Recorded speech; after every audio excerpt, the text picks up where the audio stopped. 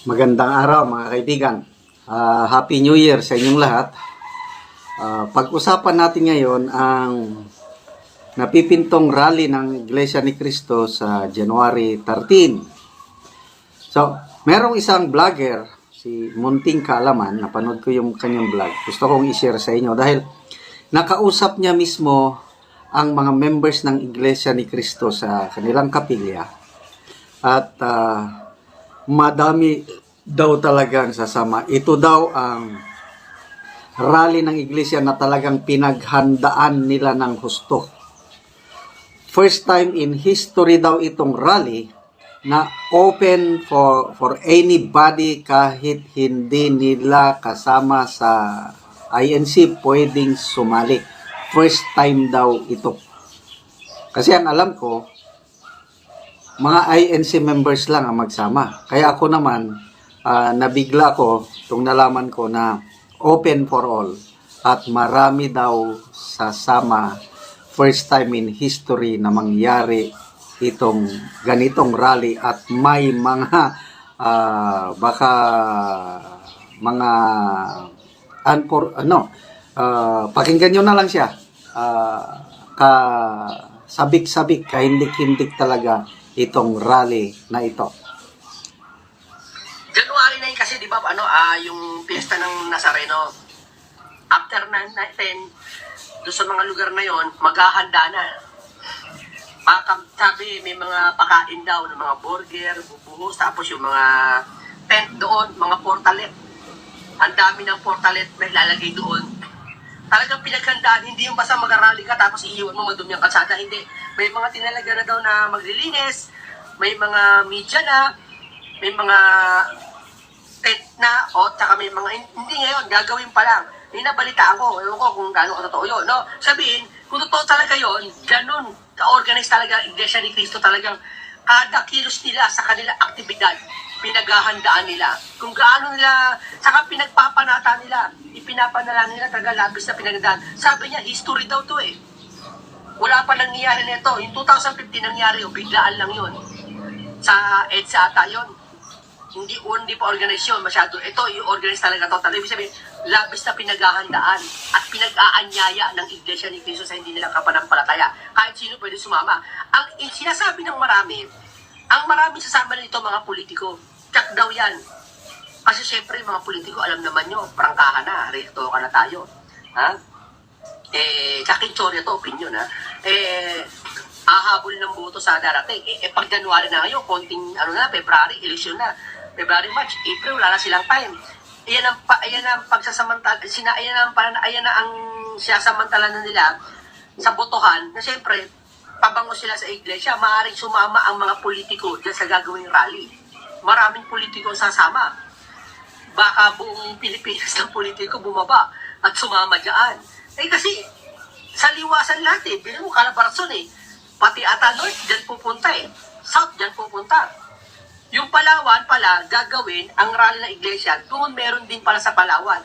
Ang hindi ko alam sa Davao, ata meron din gagawin dyan Hindi ko Cebu, alam. meron. Kaya ito, sigurado ito mga Calabarzon at mga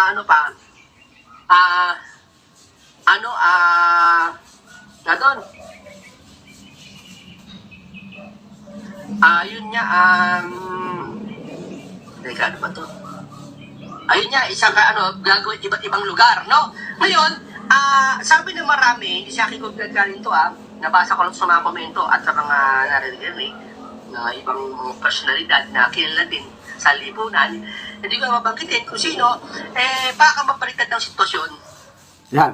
Na nagbibigay siyempre simpatya sa Iglesia ni Cristo. Hindi naman simpatya kasi ito nga para puro kapayapaan naman ito yung nilusod ng Iglesia ni Cristo Para sa kapayapaan to, hindi para sa anong bagay ito. Diba? Babaliktad ang sitwasyon. Baka daw si BBM pa ang ma-impeach, hindi si Sara. Hindi natin alam yun. Hindi ko alam kung anong batas ng people power. Hindi ko alam ang batas ng pagtitipon. Pero ito, sabi, ang gaganapin rally ng Iglesia ni Cristo, may ibibigay na uniforme. Hindi uniforme, ibig sabihin, may t-shirt na ibibigay sa Iglesia ni Cristo na pagkakilanlan na Iglesia ni Cristo. Siguro limited lang sa kanila yon, para sa kanila. Kaya, kung sino yung maglulunsad ng people power, alam kung iglesia ba o hindi. Di ba? Kaya ito, ang iglesia kasi hindi magkaroon ng people power yan. Pero, kapayapaan yan. Pero kung may maglusot man ng people power, marami, mag-merge dun sa rally, hindi iglesia ni Cristo, hindi gagawin ng iglesia ni Cristo. Kasi, naka-uniform ang iglesia ni Cristo. Biglaan na bibigay yun, hindi magagaya bigla uniform. Di ba? Maliban na lang, kaso alam ko, limited lang para sa mga kapatid lang sa iglesia ni Cristo yun. Ang alam ko nasabi lang sa akin, pero magkakaroon ng uniform. At labis na napaghahandaan talaga. No? Kaya, yung darating sa January 12 pa lang, may mga naka-check-in na daw sa hotel, ang dami na. May nagpabook na nga ako gusto ko nga magpabook kasi gusto ko mag-media rin ako doon para makita nyo, masubaybayan nyo. No, baka January 8 or 7, magpabook na ako doon. At January 10, matulog na ako doon. Doon na ako maghintay, no, para hindi na mahahassle. Pero titingnan ko yung schedule, no, para kung maganda o hindi. Ayun nga, meron marami ito kapatid na nagpabook na, fully book na doon sa mga kalapit na hotel. Ang Liwasang kasi, di ba, parang pahabayan na, baka doon pa lang sa 3 kilometers mula sa Liwasang, ma-ocupa na kasi hindi ka pwede pumunta sa sakyan mo doon motor, doon sa venue, may ipit Paglabas mo doon, baka madaling araw ka na makalabas. May ipit sakyan mo, kailangan, ang tendency nun, paparada mo yung sakyan mo, 2 to 4 kilometers away. Maglalakad ka. O masigit pa, kung mas maraming tao inaasa, sabi ko nga, baka 2 milyon. Ang backup dyan pala sa papuntang Liwasa, baka nasa Las Piñas ka pala, nandun na yung sakyan mo lalakad ka. Laking kilometer, 25 kilometers yun mula sa Las Piñas yata. Pwede ko pagkakamali. Kasi mula dito sa 34 kilometer mula sa Luneta, sa Liwasang yun. Mga 30 ko lang more or less, 30 kilometer yun. Yeah. Doon pa lang, baka mapaspado na yung lugar. May pasok yung time na yun. January 13 yun, may pasok yun. Marami sasabay pasok ka ng mga estudyante, empleyado, di ba? Siguro di-declare na holiday yung araw na yun. Kasi the best na araw yun Kumbaga, first time in the history, magkakaroon ng pagtitipon na napakarami para sa kapayapaan. No? Yun na sa people power pala, ituloy ko, no? Eto, nabasa ko. Pinasa lang sa akin itong artikulong ito, pero hindi ko lang kung totoo to. Sa Pilipinas pala, kapag na-impeach ang isang Pangulo, ang susunod na mahalal, ang Pangulo ay ang Vice Pangulo. Kung sakali magkaroon ng lungsod ng people power, ito mabasahin ko lang, pero ito haka-haka naman to, tsure pa naman to, hindi pa naman nangyayari. Kung sakali mangyari yung people power na mangyari, na hindi natin inaasahan doon, ito, pero malabong mag-people power ng iglesia, sabi ko para sa kapayapaan siguro. Okay, so ako, malabo ang iglesia ni Cristo pangkapayapaan lang. Walang sisigaw ng resign. Wala lang talaga. Naniniwala ko sa hangarin ng iglesia na hindi lang matuloy ang impeachment, happy ng iglesia para hindi ma-distract ang gobyerno. Para hindi magkawatak-watak. So, ako, disagree ako niyan, yung people power yan, wala na yan. Haka-haka lang yan. Ang ano dito is mga estimated ilan. Sabi ng vlogger nito, 2 million. I think yung record ng iglesia sa Guinness World Record, I think 1.5 million nung 2008 or 2009. Yung parang lalabanan ang poverty, parang ganun. Parang charity walk. So, ini-expect ng karamihan na baka mas marami ito.